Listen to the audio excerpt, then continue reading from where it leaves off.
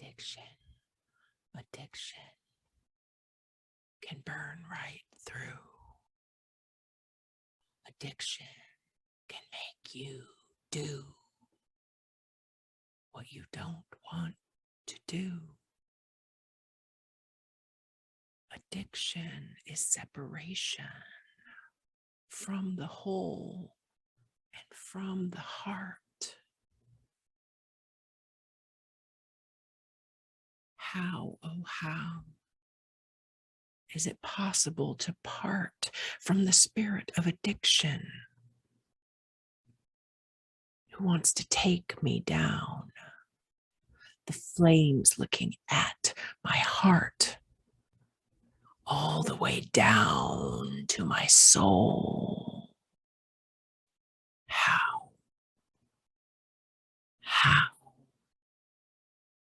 can I set it down? I must, here and now. Thank you for joining me for this circle, Befriending the Bear, all about the spirits of addiction. And each time that we meet, we approach the subject of addiction from a particular perspective in a little bit different way. And today, the bear, I'd like to talk a little bit about the bear. I love bear. Bear is important to me. And bear is fucking fierce, right? Bear could take me out if it wanted to. Could take you out too. A little bit like addiction. So bear is also a protector. Bear might protect you. Bear might be able to represent the fierceness of addiction. If you were to imagine a big, strong thing that might want to be able to take you out, it might be something different than a bear. The image that you work with or that comes into your imagination. I'm saying imagination a lot because I think it's really important. Being able to imagine something different is important. That's how we weave our way through such times and such experiences as addiction. So the ability to imagine is pretty darn essential. Otherwise, we just think, well, this is it. This is my life. Nothing ever is going to be different. It has been, always will be. That doesn't work when change is desperately needed. And if you're interested in the subject of addiction, it's because you feel it in your life, the spirit of addiction, the being of addiction, like licking at your heels and saying, come on, come on, come on. No, yeah, come on, let's do it. No. Okay, no. So often addiction runs in families. We learn it. Addiction comes about because we feel we need it, because we need something to numb the pain. Understandable. Totally get it.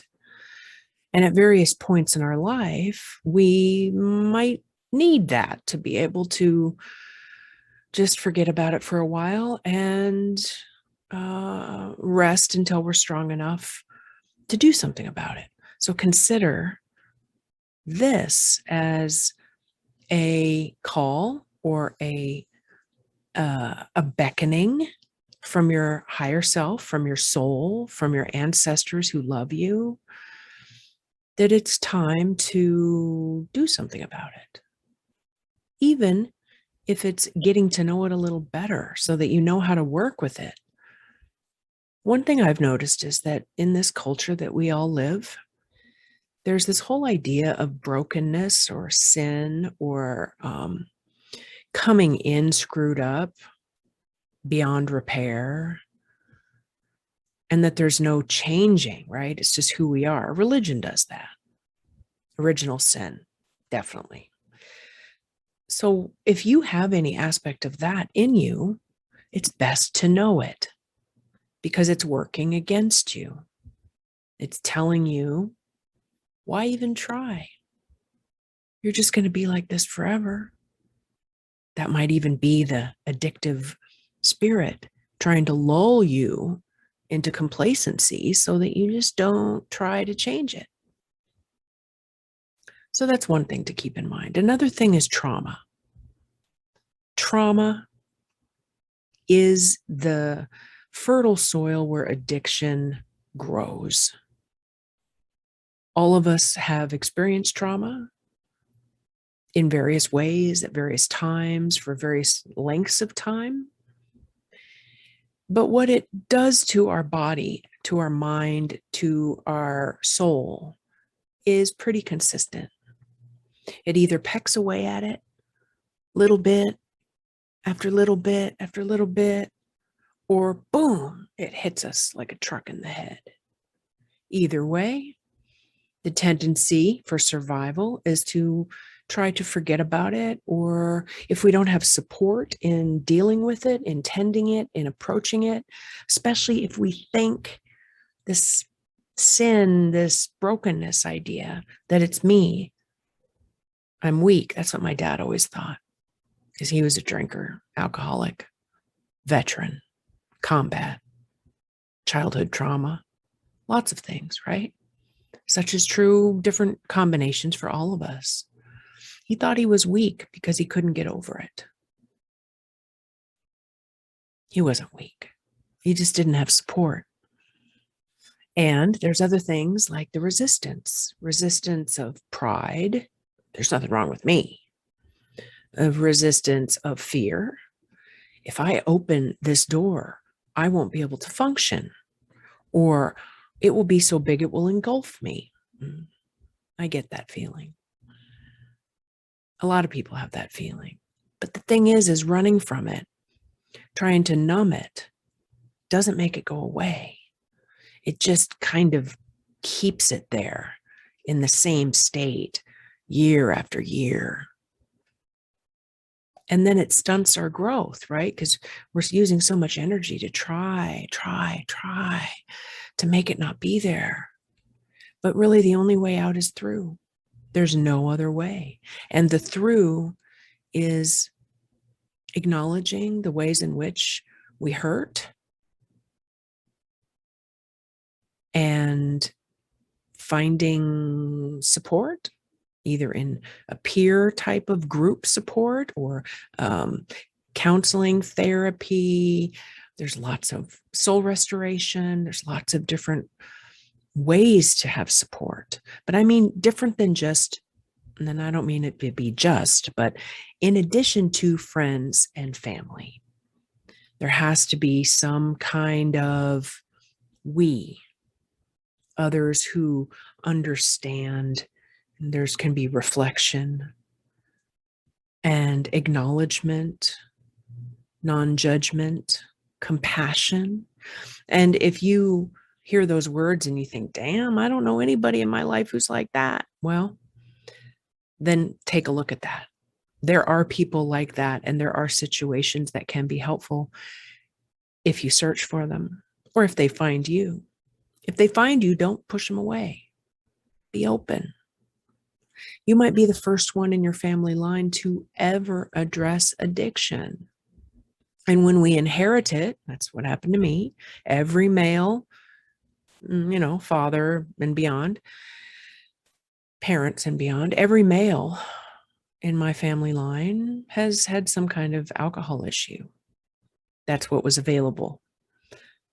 And it then on that level, it gets down in our cells because it's handed down, right, through the generations. Not only the desire or the feeling of wanting to numb through some kind of substance or behavior or action, but also all of the cultural buildup that has been built up around addictive behavior that supports it, that enables it. So it's whole family dynamics gets wrapped up in it. So if you're sitting there thinking, oh shit, that's me, great. It's not, oh no, it's yes, great. Recognize it. because there are many things that can be done about it. So I hope to see you at my circle sometime.